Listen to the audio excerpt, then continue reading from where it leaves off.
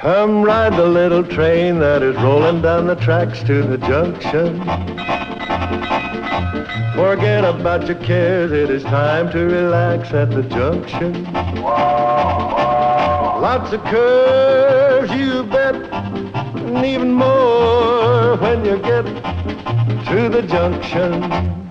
Petticoat Junction. There's a little hotel called the Shady Rest at the junction. Petticoat Junction. It is run by Kate. Come and be her guest at the junction. Petticoat Junction. And that's Uncle Joe. He's a moving kind of slow at the junction. Petticoat Junction.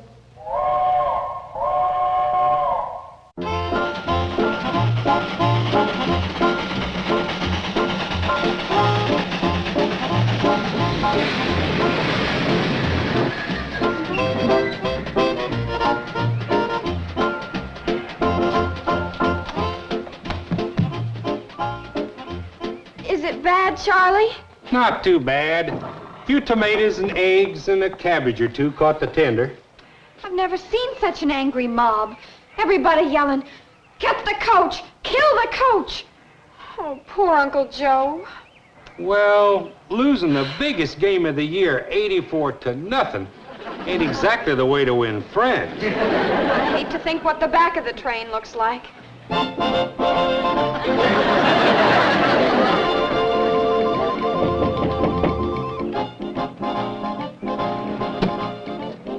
Safe to come out now? Yes, Mr. Bedloe. I'm terribly sorry you had to go through all this just because our team lost. Oh, that's all right. Remember, lad, it's not whether you win or lose. It's how you play the game. You play lousy. There. I got that impression.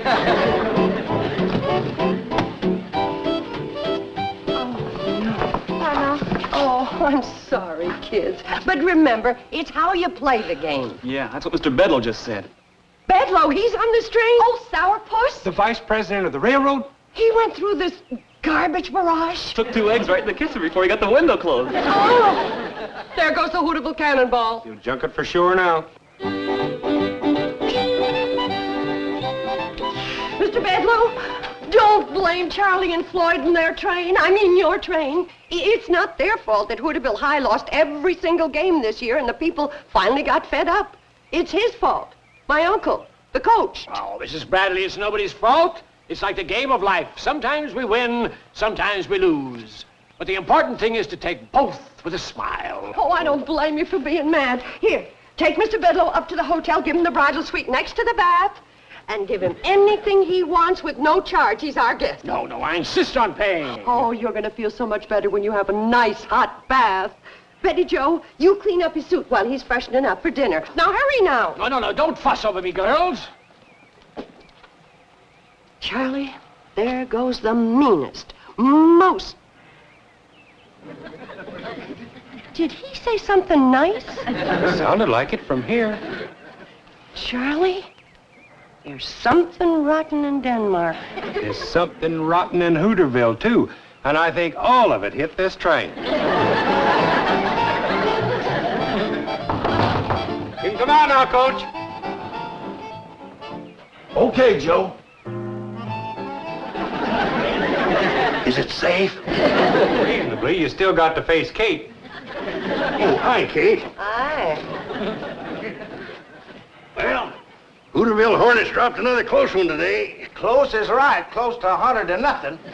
This is the last year I'm going to coach that ungrateful Hooterville outfit. You can bet on that. This may be the last year for everything. The hotel, the train. What are you talking about? You know who was on this train and got hit by 2 eggs meant for you? Who? Mr. Mean himself, Homer Bedloe. He don't scare me none. I'll face up to him just like I faced up to that angry mob.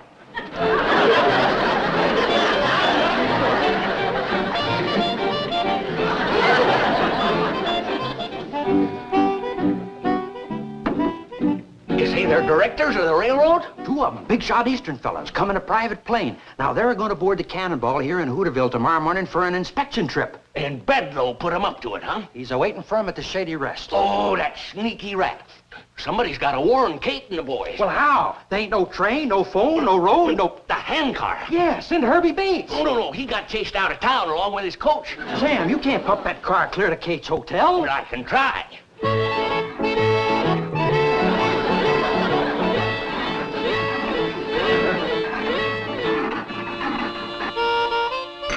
I said to myself, Homer Bedloe, you've got to go back to that wonderful little town of Hooterville and ride that wonderful little train to that wonderful little hotel and visit with all those wonderful people. I'll say one thing for you, Homer. You're a good loser, but we really outsmarted you when you tried to scrap the cannonball. Uncle Joe, Mr. Bedloe doesn't want to talk about that. Kate, women don't understand the kind of sportsmanship that goes on between men. Now, Homer and me locked horns, and he got the worst of it. But he ain't mad, are you, Homer? Not a bit. Of course, I guess you did look kind of silly back at the main office. Certainly did. See how good he's taking it? He don't mind being beaten by a better man. Uncle Joe, I need you to help me move something into the lobby. Sure, Kate. What do you want to move? You.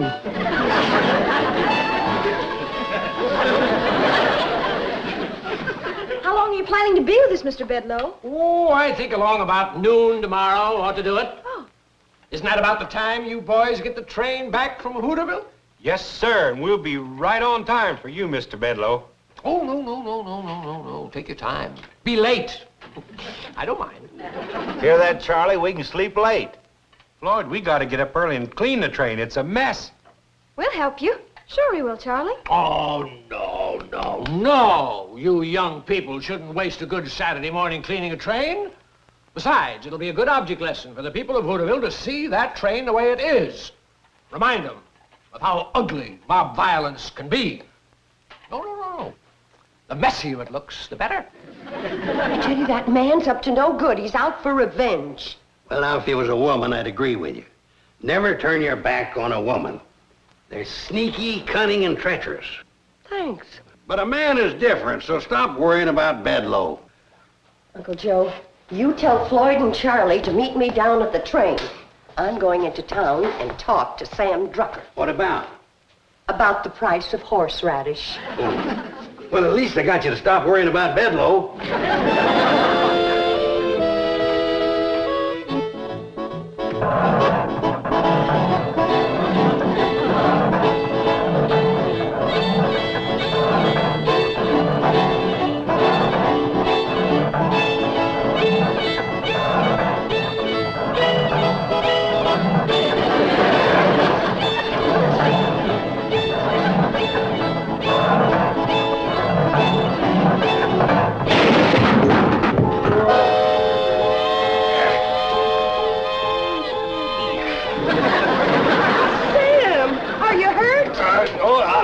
I don't think so, no. Oh, good. I'll be all right, Kate. As soon as I can stop pumping. What? Watch the blisters. Oh, I'm sorry. Who is it, Kate? Sam Drucker. Listen, is Bedloe up at the hotel? Yeah. Come on up and say hello. He's changed, Sam. Nicest fella you ever want to meet. Horseradish? Well, you can talk to Kate about that later. Come on up and visit Bedloe. No, listen to me. Bedloe is here for only one reason. He's got a scheme that'll finish this train once and for all. You hear that, Uncle Joe? Yeah. And it don't surprise me none. You know, I was suspicious of him the minute he walked in.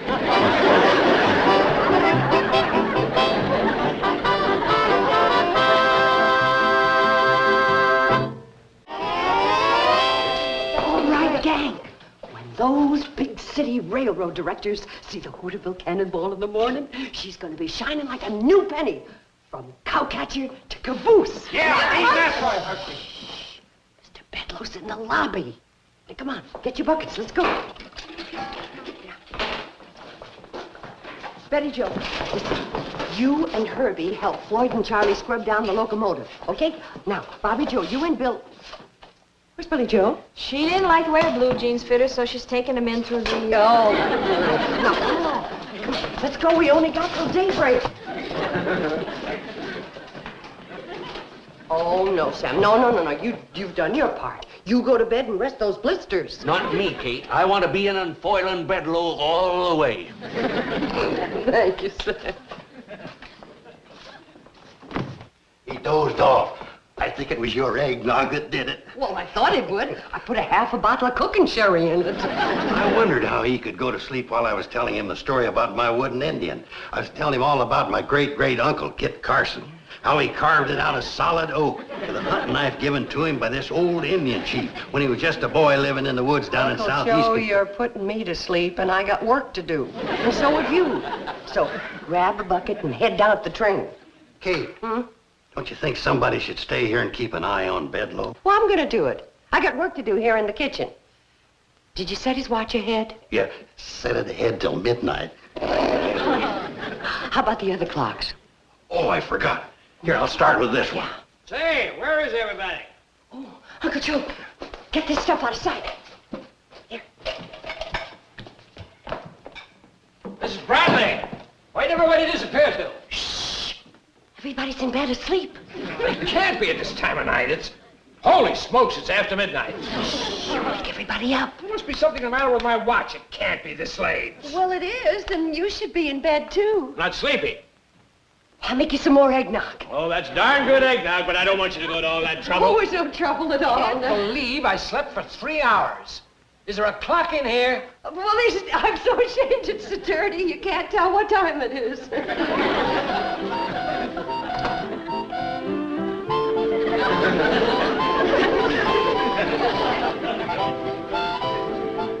There you are. 20 to 1? What's all the commotion down here? Can a fella get a night's sleep? Mr. Bedloe, what's the meaning of this? Alone with my niece here in the middle of the night. How far is this gone, Kate?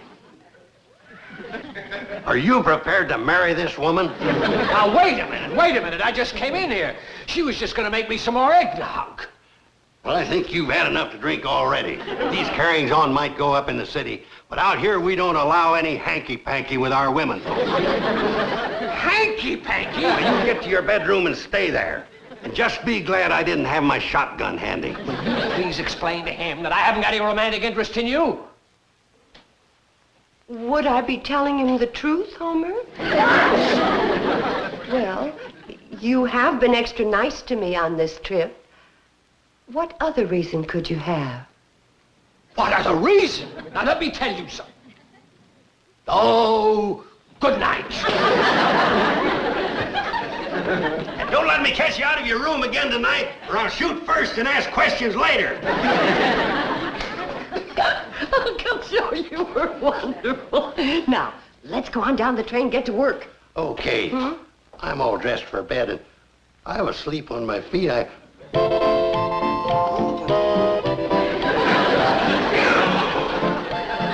Let's go.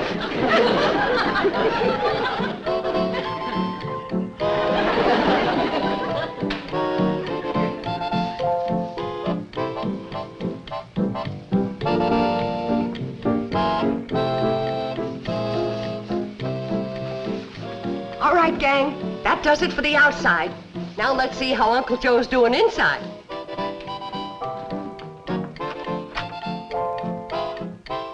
Uncle Joe?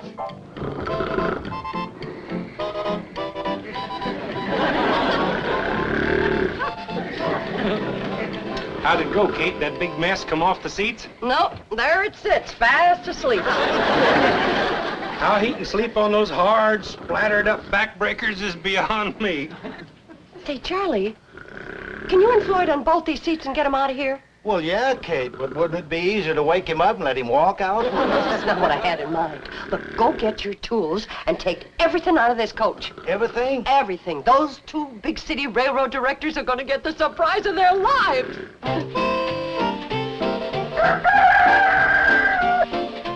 That's funny. But I've sworn there was a chair and couch there last night.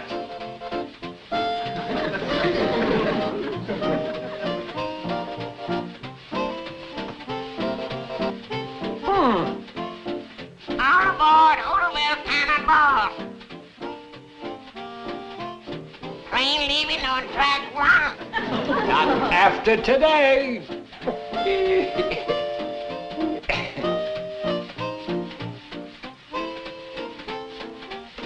Thought you might like some company for breakfast, Joe Carson. Very funny. Ready for breakfast. The Hooterville Cannonball is due in 1 minute. Bedloe told us it's never been on time yet. Here she comes.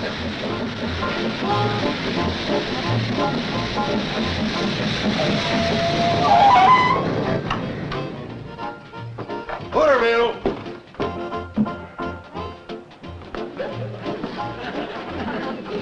Did you enjoy your ride, madam? Sonny, that's the finest train ride I ever had in my life. Smooth as glass all the way. Well, thank you, madam. You must ride with us again. You bet I will, Sonny. All aboard the Hooterville Cannonball, gentlemen. There was no one in the station to sell us a ticket. Part of the satisfaction guaranteed service. We collect the fare at the end of the ride only if you're happy. Hey, that sounds great. Sounds like very bad business to me.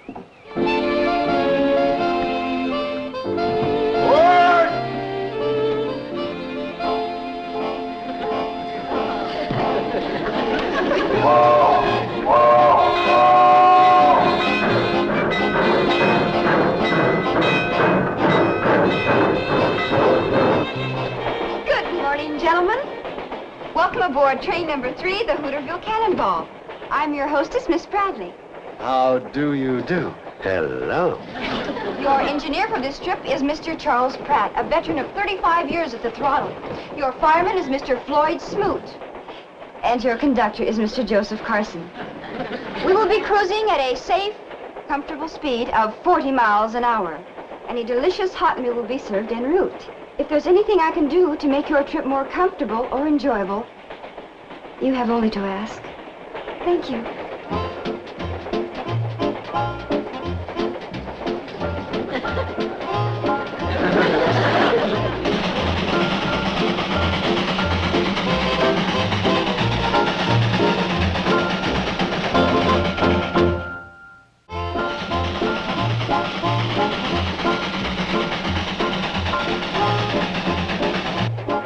You give a very good shine, young fellow.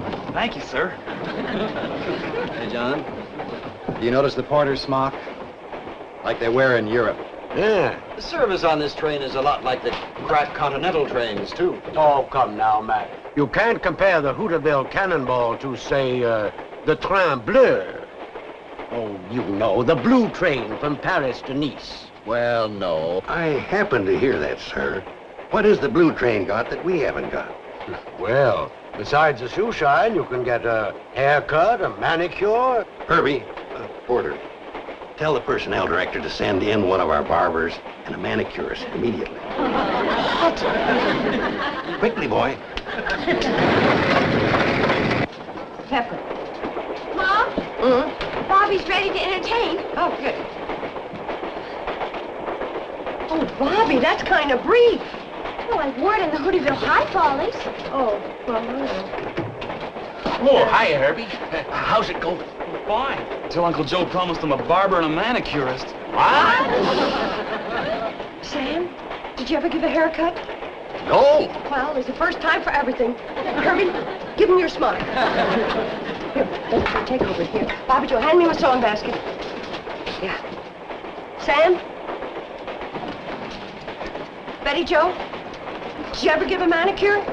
A locomotive engineer? How about you, Bobby Joe? Well, I do my own nails. Well, now you're doing someone else's. But I haven't got my stuff with me. Make do. Buffer. Orange sticks. What about nail polish? What about nail polish? Oh. There we are. Vanilla extract? Keep the label hid. Right out there, some of the most unusual scenery in the world. I don't see anything so unusual about it. You notice that windmill out there? Now? I'll tell you about that windmill. Oh, here comes the barber and the manicure.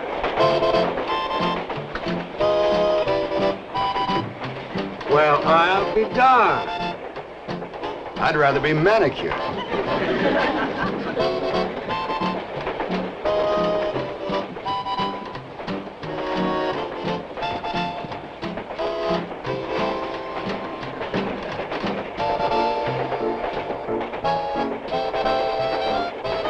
What do you think of the foreign situation? Which one? Take your pick.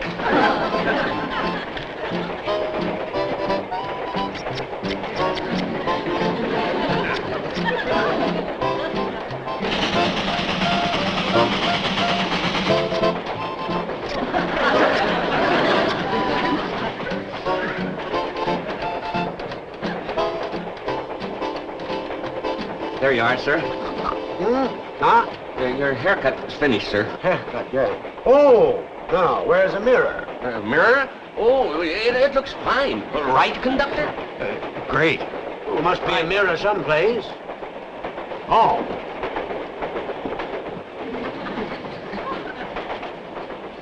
Barbara, come here. Yes, sir. That is the best haircut I ever had. Thank you. My Barbara could certainly take lessons from you. Say, Max, how's your manicure? Sensational. This whole train is sensational. You said it. John, do you think maybe Bedloe drinks? I don't know if he does now, but he may start after I get through with him. I'm telling you that when John Fisher gets through with a Hooterville cannonball, it'll be nothing but a pile of scrap. He'll rip up those tracks with his bare hands. There's the only man I know that's meaner than me. These local yokels thought they had me over a barrel, thought they had me outsmarted. Well, nobody gets the best of me. I never forget, and I never forgive. I'll see every last one of them in the poorhouse. Come to think of it, I'm as mean as John Fisher. Maybe meaner.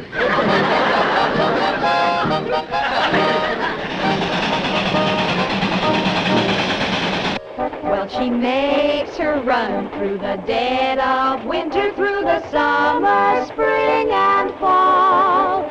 Neither cold nor heat nor flood can stop her. She's the Hooterville Cannonball.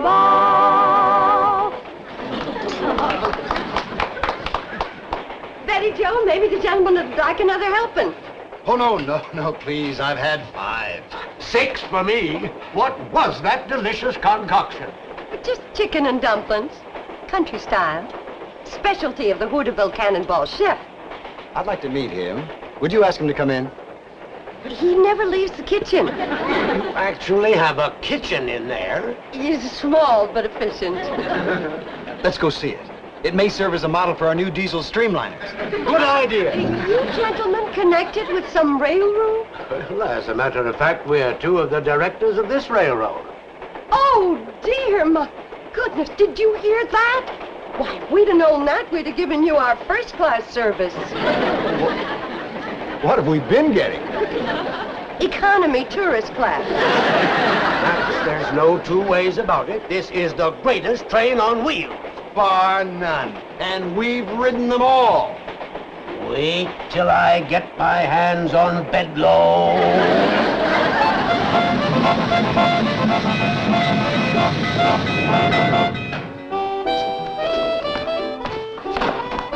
I heard the cannonball pull in 3 hours late. I'll bet that really burned old John Fisher. Fisher. Oh, that's the name of the gentleman that's waiting down at the train to talk to you. Yeah, him and a fella named Thornton. They're going to give you a new position with the railroad. Who says that meanness doesn't pay off?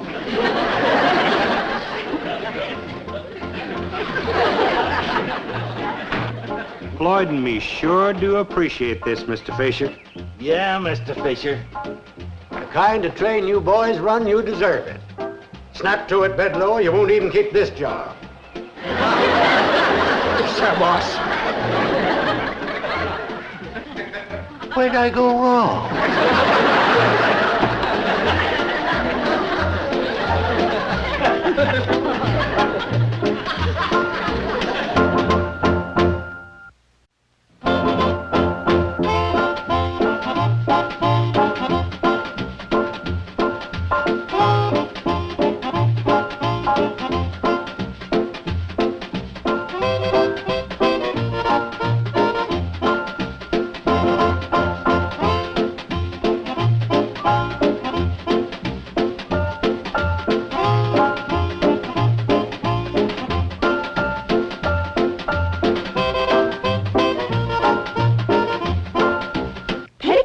Junction. This has been a Filmways presentation.